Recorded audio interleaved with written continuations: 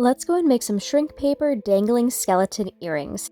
These are so cute, easy to make, and they're also great for Halloween, so let's get started.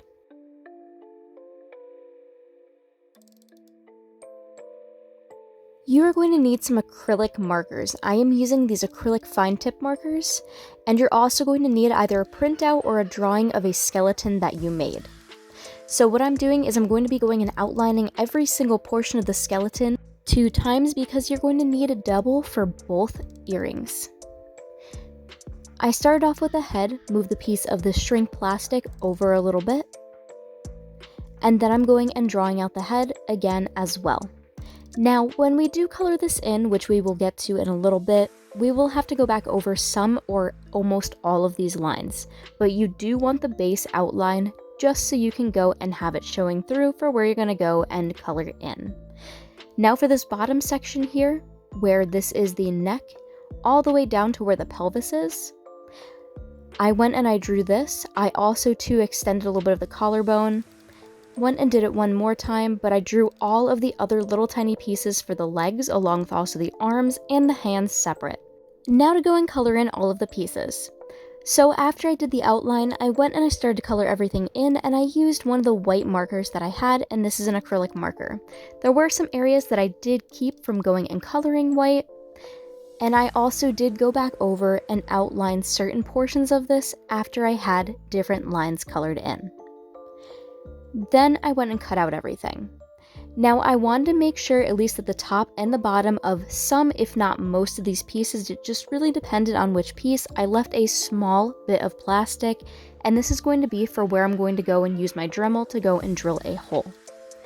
Now as I was shaping these, I went nice and slow. This type of shrink plastic or shrink paper can very easily rip and tear, and then you have to go and redo everything.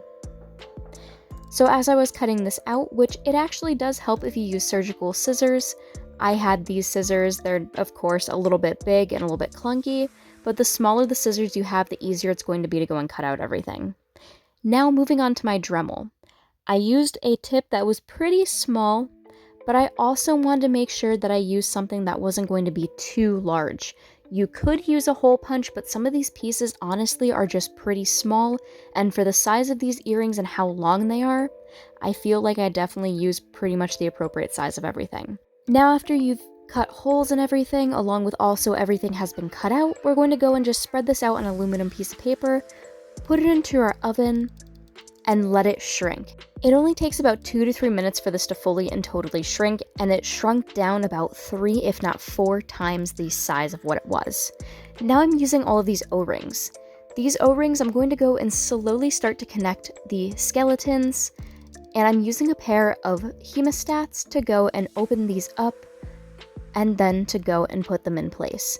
I started off with the head, and then I slowly moved down to the rest of the body of the skeleton, and I found that it was easiest to go and connect the head to the earring first and foremost, and just kind of go from there.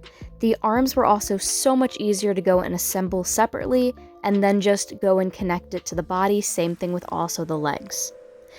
As I assembled this, and it does take a decent amount of time, but it doesn't take too much time to go and assemble, you just do want to go and take your time as you do this, and you don't want to go and open up the O-rings too much. But here are the final skeletons. At this point, what you could do is you could put some resin onto the back of it, or you could just leave it as it is. I think these came out so incredibly cute, and these are just so much fun. Thank you all so much for watching. Make sure to like, comment, and subscribe. There are more tutorials on my profile.